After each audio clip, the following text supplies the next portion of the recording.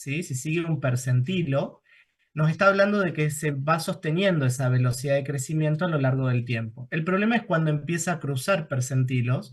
Si cruza percentilos, te habla de una noxa puntual que está ahí, que puede ser alguna cuestión alimentaria, un problema de ser, no sé, una insuficiencia renal, algo que se desencadenó ahí puntualmente y que a partir de eso no funciona. Ahora, un chico que crece constantemente y que está muy por debajo, puede ser algo más de tipo genético, por ejemplo. Eso como por un lado. ¿Qué otras cosas más nos pueden ir orientando a cómo analizar este caso? No sé si quiere participar del grupo, sigo. Como quieran. Nosotros del grupo 6 también planteamos como pregunta troncal, bueno, ver o averiguar sobre la talla de los padres, como Ajá, para sacar eh, la talla, la talla blanca. la talla blanco, como para descartar la parte de la baja talla familiar, ¿sí? Que eso se acuerdan, la sumatoria más 12,5, todo eso dividido 2, ¿sí? Bueno, eso está todo igual explicado en los videos. Em, bien. Ok, pero acá hay un dato que es importante y que de alguna manera, más allá de no tener los datos de los padres, nos orienta hacia algo. El ¿Cuál estadio sería? de Tanner en el que E- está. Exactamente, eso nos orienta. eh, ¿Qué podemos pensar ahí? Encontramos una imagen en el que están todos los estadios de Tanner y la edad que tienen más o menos en cada estadio que está. En el estadio 3 son niños de 8 a 10 años. En el estadio 4 irían niños de 12 a 15 años. Entonces eso estaría retrasado también. Sí, yo eso no te diría que lo tomes así como tan tajante porque puede ser variable en relación a la edad. Sí, Ah, lo que tenemos que saber que el estadio de Tanner uno, es decir, 3 centímetros cúbicos de volumen testicular, sabemos que con 4 volumen testicular inicia la pubertad. Y uno, o sea, es un estadio infantil. Es mm, raro que un chico de 12 años tenga un Tanner uno, ¿sí? Vello pubiano uno, testículos de 3 centímetros cúbicos, o vello pubiano genitales uno, si quieres, gonas uno. Generalmente ya a esa edad por lo menos están en un 2. Entonces, si está en un uno, yo ahí me planteo si es que este chico está creciendo lento, si tiene una pubertad detenida, porque también puede pasar de que por algún motivo no avance en pubertad, ¿no? Que te esté teniendo una pubertad detenida y que esté como frenado ahí. Eso se lo puede dar, por ejemplo, una celiaquía, digamos, alguna enfermedad malabsortiva, por ahí les puede dar eso. Por ahí lo que uno vería en ese caso, en una, por ejemplo, una celiaquía, quizás iría acompañado de desnutrición, de bajo peso, digamos, como otras características clínicas, ¿no? Aunque puede ser un Eh, dato. Sí, sí, dentro de esas cuestiones también habíamos evaluado el tema de ver las curvas de lo que es el IMC para la edad, ajá, para está bien. identificar alguna alteración nutricional de Mateo en este caso. Perfecto. Bien. Bien. Entonces, hasta acá que, por ejemplo, ¿qué diagnósticos diferenciales podríamos plantear en función de más o menos esos datos y lo que estuvimos charlando?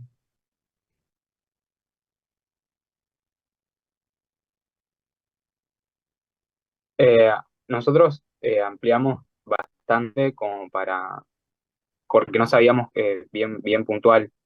Ujú, Entonces, planteamos las situaciones como la desnutrición, ujú, hablar capaz de algún proceso comórbido como la celiaquía. También ujú, planteamos, por ejemplo, hipotiroidismo, ujú. o un déficit quizás más endocrinológico como lo que es la deficiencia de GH o alteración en la Está somatomedina. bien. Bien. Eh, Acá, por ejemplo, ustedes cuando toman un caso así, lo que les conviene siempre es como primero ver lo grande, ¿no? Y lo grande acá sería, este chico tiene una baja talla, ¿sí? O sea, eso es como lo concreto, lo real, porque tiene la talla menor al percentilo 3, ¿sí?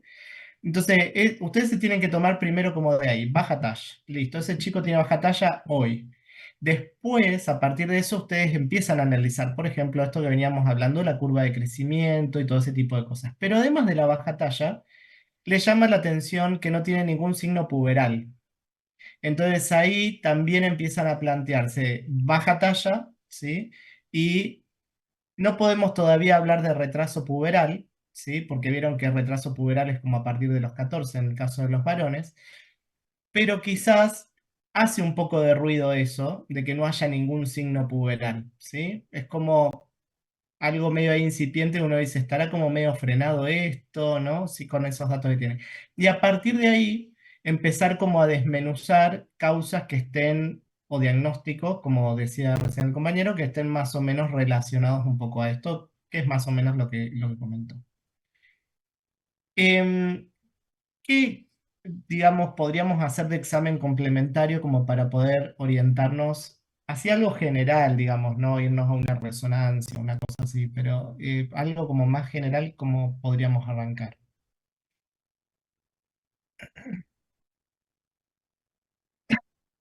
Ajá,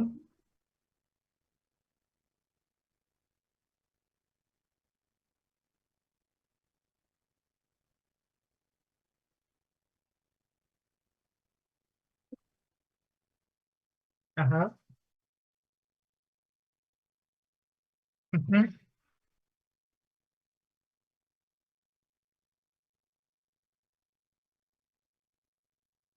Bien, está bien, porque uno tiene que ir viendo todo, lo mismo esto, como decían, insuficiencia renal, digamos, anemia, ¿no? Tus signos de malnutrición, perfecto.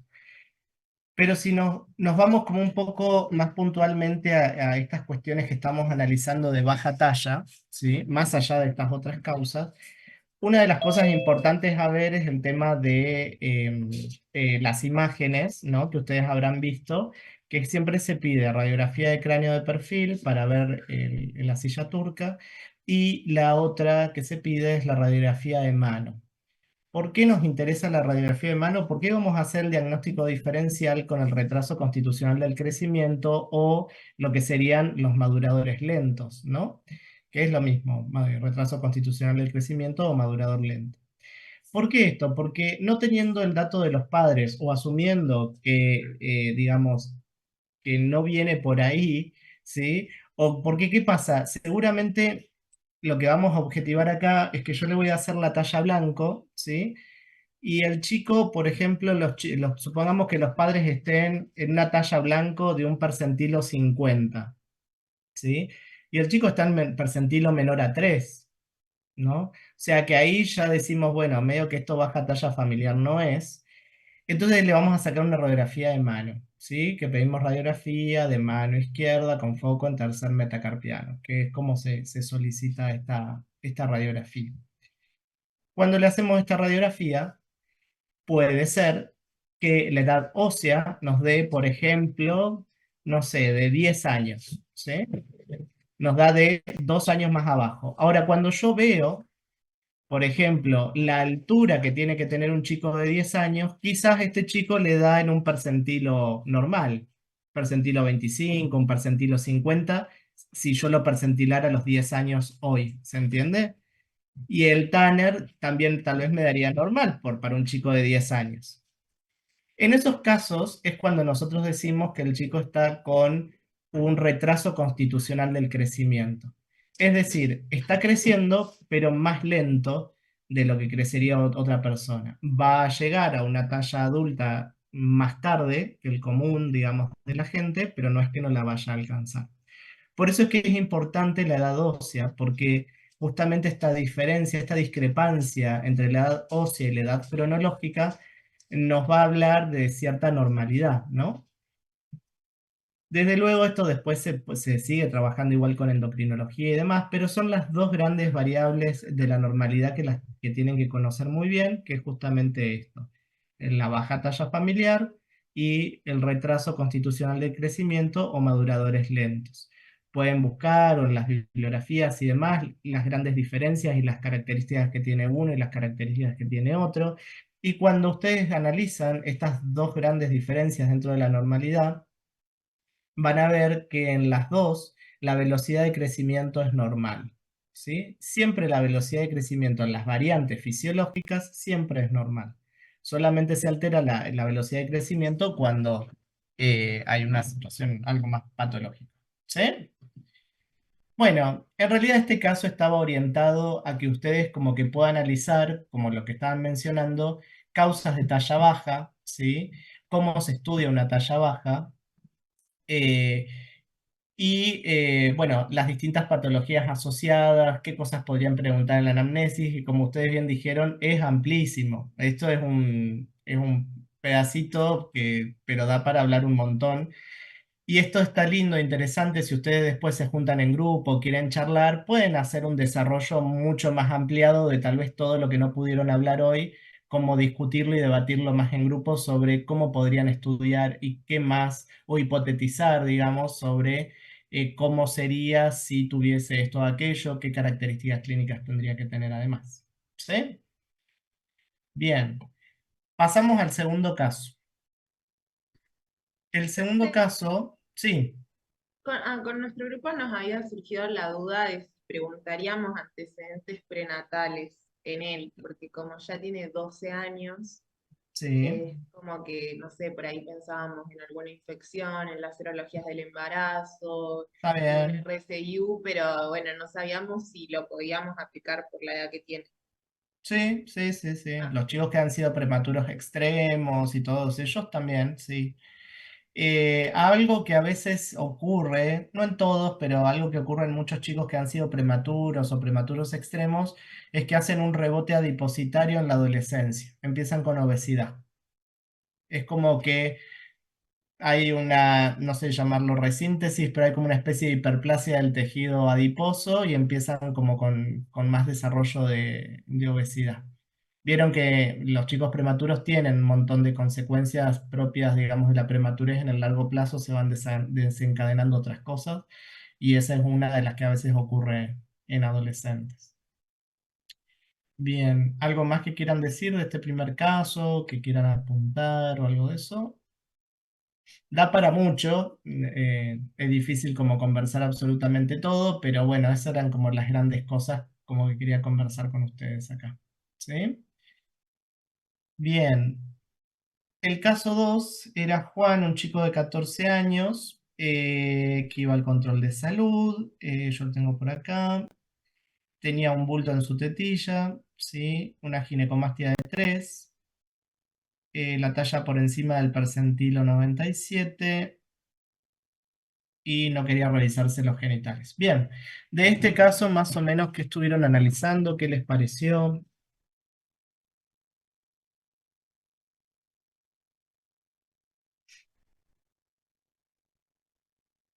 bueno, lo primero que tendríamos que hacer es constatar que tenga ginecomastia y ahí el caso ya lo constataba. Y después sería ver si es una ginecomastia fisiológica o si puede ser patológica. Y como él Bien, está en la edad puberal, puede ser una ginecomastia fisiológica. Y de físelo. ahí preguntar cuánto tiempo lleva de evolución, si le duele, bueno, también ver el impacto que tiene en su vida, en cuanto a lo emocional y a lo psicológico, eh, Bien, en cuánto tiempo ha todo, progresado. está muy bien todo lo que mencionaron, ahí uno va repasando, ¿no? Los criterios de ginecomastia fisiológica concretamente, como para ver si los cumple o no los cumple. Ahí está el dato de 3 centímetros, con lo cual hasta 3 centímetros dijimos está como aceptable, ¿no? Generalmente las de más de 4 son las que se estudian. Em, Eso se hace palpando el tejido, ¿sí? Ustedes cuando palpan van a tocar el tejido glandular. Entonces, si ese tejido glandular que ustedes tocan es aproximadamente más de 4 centímetros de diámetro, ¿sí? ¿Esto por qué es importante lo de palpar? Porque puede ser, por ejemplo, si es un chico con obesidad, que tenga una lipomastia. Y en la lipomastia ustedes no van a palpar tejido glandular, ¿se entiende? Van a palpar grasa y no sería una ginecomastia, es una lipomastia. Entonces, en este caso puntualmente, que sí sería una ginecomastia, ustedes tendrían que palpar tejido glandular. Bien, que sea unilateral puede ser y puede ser fisiológico normalmente, con que sea unilateral. Y acá tenemos un dato importante y es que el chico tiene talla alta, ¿sí? Bien. acá cómo asociamos, qué hacemos o qué no hacemos, qué cosas nos plantearíamos acá. Y en este Nosotros, caso, Sí. nosotros planteamos como algo que podría ser el síndrome de Klinefelter, más que nada porque no le pudimos revisar los genitales, o sea, principalmente los testículos, ya que, por ejemplo, si tuviese unos testículos pequeños y este Ujú. chico está por encima, no podríamos pensar en este síndrome, ya que el síndrome genera la pubertad retrasada, entonces hace que el cierre de las placas epifisiales sea más tardío, entonces pudo haber crecido más por eso mismo. Podría ser como una suposición. Perfecto. En ese caso también verías dismetrías corporales, ¿no? Las caderas anchas, las extremidades más largas, como parecido quizás como al marfan, ¿no? Que el marfan también tienen como esas características en algún punto. Tienen un poco de retraso cognitivo, ¿no? Si fuese tipo Klinefelter. Em, Así que está bien. Y lo que tendría, si fuese un Klinefelter, sería un hipogonadismo, eh, perdón, sí, un hipogonadismo hipergonadotrófico, ¿no? Dentro de las variantes. Es decir, poca secreción de testosterona, porque tiene gónadas rudimentarias o no las tiene o no están desarrolladas, con FSH y LH elevadas, como tratando de compensar eso. Entonces sería hipogonadismo hipergonadotrófico porque LH y FSH estarían altas. Sería el mismo caso que el Turner, ¿sí? El síndrome de Turner sería lo mismo. Sería hipogonadismo hipergonadotrófico, ¿no? Bien. Em, entonces, está bien, se puede pensar en Klinefelter. El Klinefelter tiene una característica y que es ginecomastia, ¿sí? Generalmente no es que sea de 3 centímetros, sino que generalmente es bilateral y es ginecomastia bilateral franca, ¿sí? Sumado a todas estas características clínicas, ¿no? El tema que, como decíamos, de los genitales, las cuestiones dismórficas, la talla alta, las cuestiones, digamos, cognitivas y demás. En ese caso necesitaríamos un cariotipo, ¿no? Bien, ¿qué otro diagnóstico podríamos llegar a pensar? Bueno, con mi grupo 4 también pensamos en un hipertiroidismo, debido a Ajá. que hay un aumento de la conversión de estrógeno en estradiol, de la conversión Ujú, periférica, y eso, bueno, podría producir la ginecomastia, junto con ujú. disminución de la libido y otras cuestiones, ¿no? Bien. No dice, por ejemplo, no aclara, creo, el tema del peso, ¿no? Entonces no sabemos si hay obesidad, si hay más cuestiones, digamos, vieron que también hay cierta feminización, sobre todo si hablamos de lo testicular, puede llegar a haber, o la disposición, la grasa corporal, ¿sí? O sea, por ahí puede haber alguna de estas cuestiones. Y hay otra cosa acá interesante, si tiene ginecomastia, es porque tendría que estar técnicamente, es decir, si yo ahí sin revisarle los testículos, los genitales, yo tendría que saber que si está en ginecomastia tiene que estar en periodo de estirón puberal, técnicamente, porque generalmente la ginecomastia aparece en ese momento.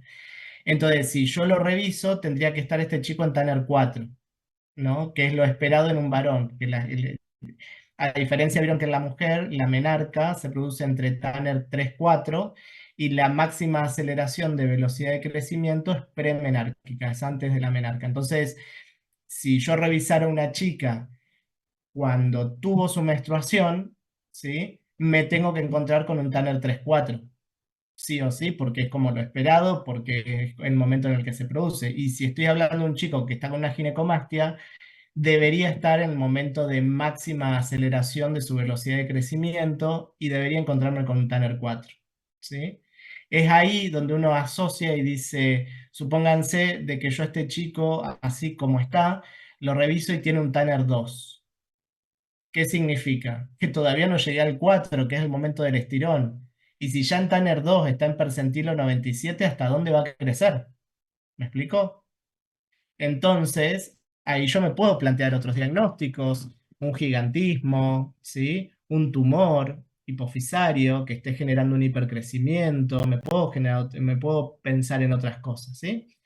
Pero hay algo que es lo más simple y que también es medir a los padres, porque puede ser una talla alta familiar, ¿sí? Así como está la talla baja, también está la talla alta familiar. O sea, habrán visto más de una vez padres altos, hijos altos. Así que ese es otro dato que también tenemos que tener en cuenta. ¿Sí? Y lo mismo, vamos a pedir la radiografía de cráneo de perfil, ¿sí? La radiografía de mano, ¿sí? Al igual que la talla baja, eso también es información que nos sirve, porque lo mismo, imagínense que si yo tengo un chico de 14 años y me da una edad ósea más baja, eso significa lo mismo que le estoy diciendo, que tiene para crecer todavía un montón más. Entonces es un chico que hay que estudiarlo, ¿sí? Em, Bien, y las cuestiones de laboratorio, como ustedes mencionaban, cosas, digamos, generales, de funcionamiento renal, digamos, ejes como tiroides, todas esas cuestiones que pueden pedir, ¿sí? Bien, el otro caso, dice Silvina de 13 años, ha llevado a la consulta para una segunda opinión, amenorrea de 8 meses, tuvo menarca 11,9, ciclos irregulares iniciales, toma levotiroxina. Tiene lanugo, carotinemia, aspecto adelgazado, percentilo 25, IMC por debajo de percentilo 3. Bien, este por ahí, no sé si llegaron a analizarlo o si pueden analizar algo de este caso.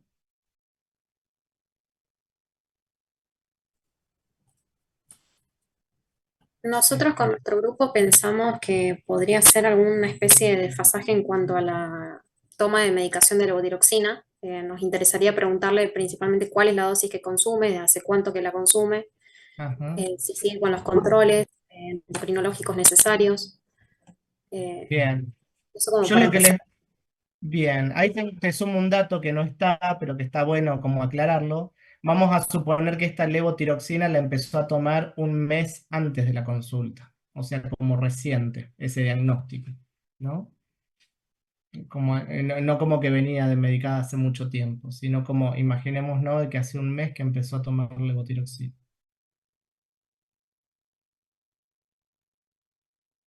No sé qué cosas por ahí o se imaginan o piensan, o qué diagnósticos, más allá de esto que estaban mencionando. Y su índice de masa corporal es bajo, lo cual podríamos pensar que podría ser por la desnutrición, principalmente. O sea, que el índice de masa corporal sea bajo es una desnutrición. Ahora, ¿qué de todo eso justifica la desnutrición? Me dirán ustedes. Podemos pensar en algún adenoma hipofisario que no sea funcionante, entonces empiezan a caer las